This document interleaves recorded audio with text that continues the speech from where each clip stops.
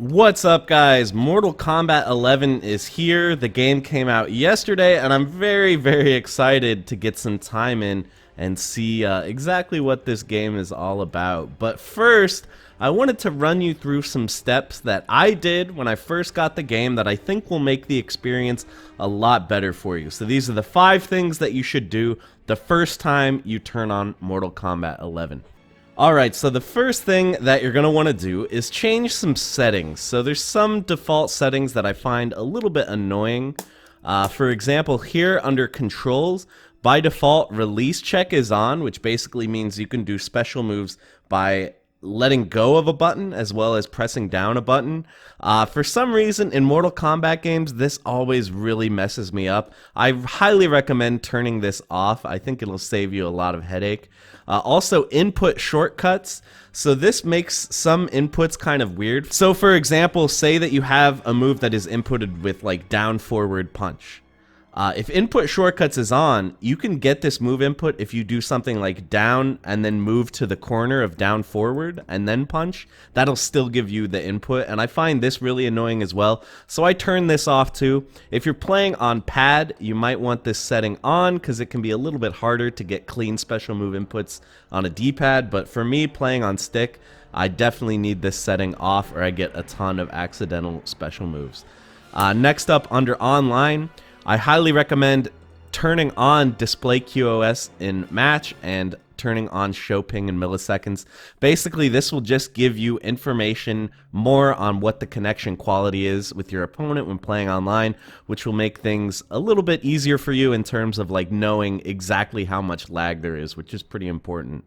So save your changes there, and then after doing those settings, the next thing you're going to want to do, number 2, is the tutorial. At the very least, make sure you do the basic tutorial. This is going to teach you, the basic attacks, basic movement. This kind of stuff is really important, so make sure you do that first thing.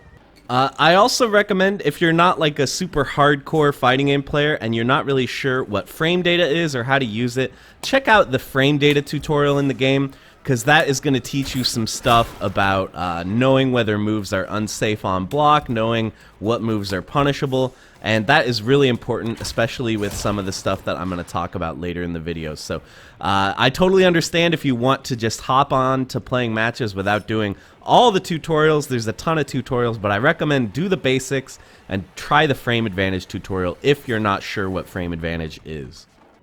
Next up, you're going to want to equip your tournament variations. So this is kind of a weird thing in the game's UI. I feel like they really need to explain this better.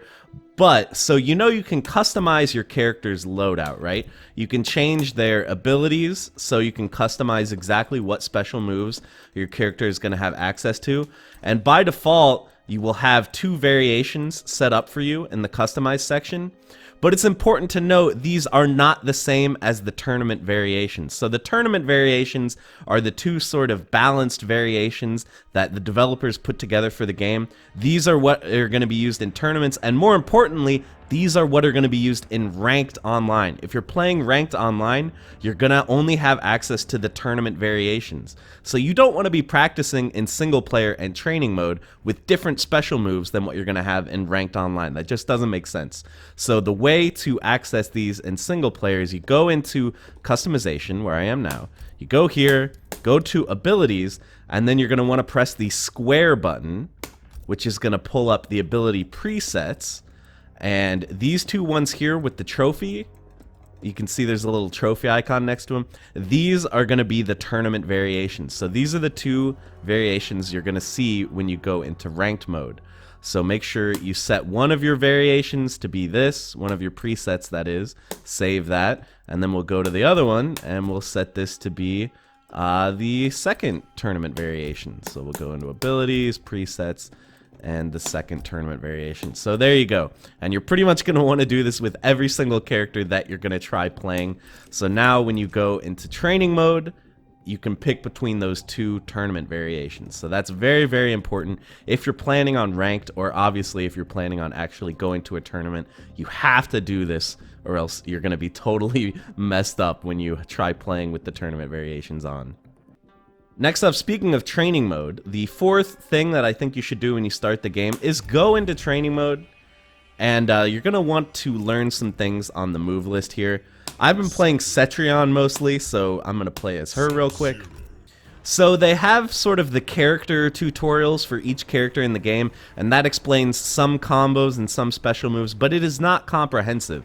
Like, for example, Cetrion, she has this move. This is part of her tournament variations, and this is not explained in the tutorial at all. And the same with this Earthquake move. This was not in her tutorial at all. So when I equipped the tournament variations and I tried these out, I was like, what are these moves? I've never seen them before. So definitely go into training mode. Take a look at your move list. Make sure you know all the special moves for whatever variation you're going to be using. And like I mentioned with learning about how to use frame data using the frame data tutorial, make sure you check out the frame advantage on your different special moves. So you can see here, this one has positive block advantage.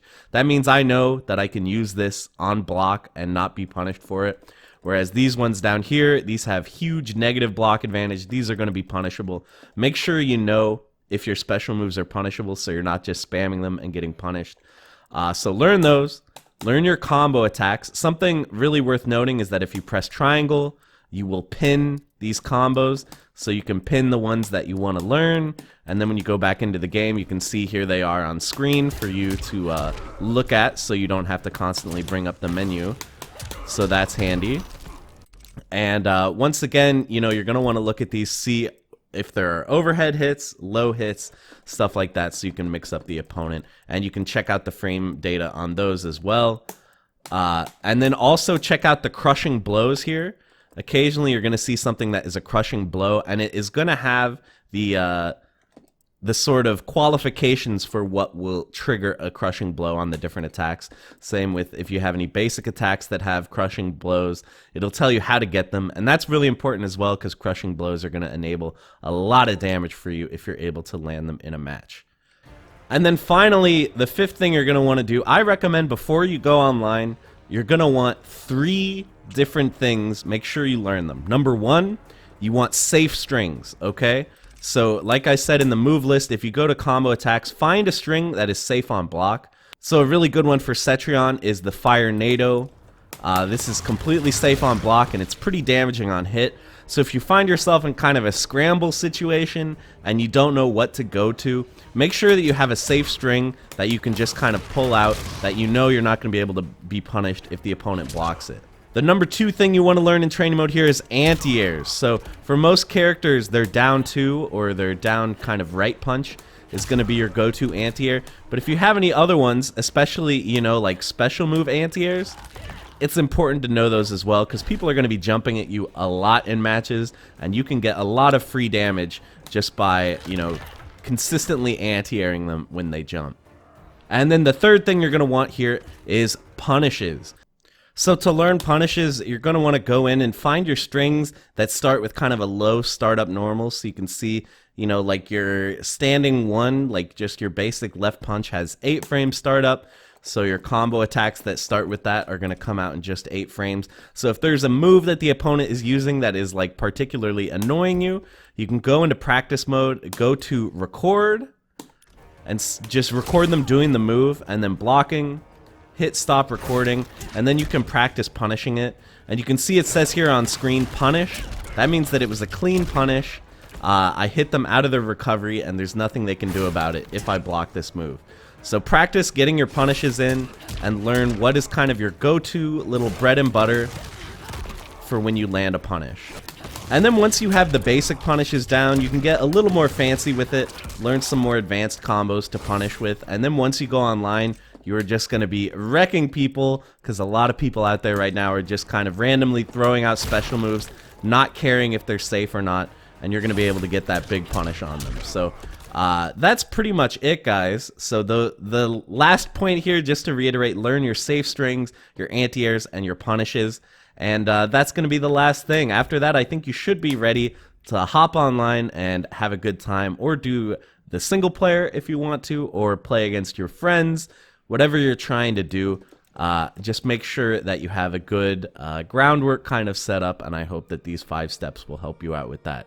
So that's going to be it for the video, guys. I hope to do a lot more MK action in the future. But in the meantime, that's going to be it for this video. Thank you so much for watching, and I'll see you in the next one.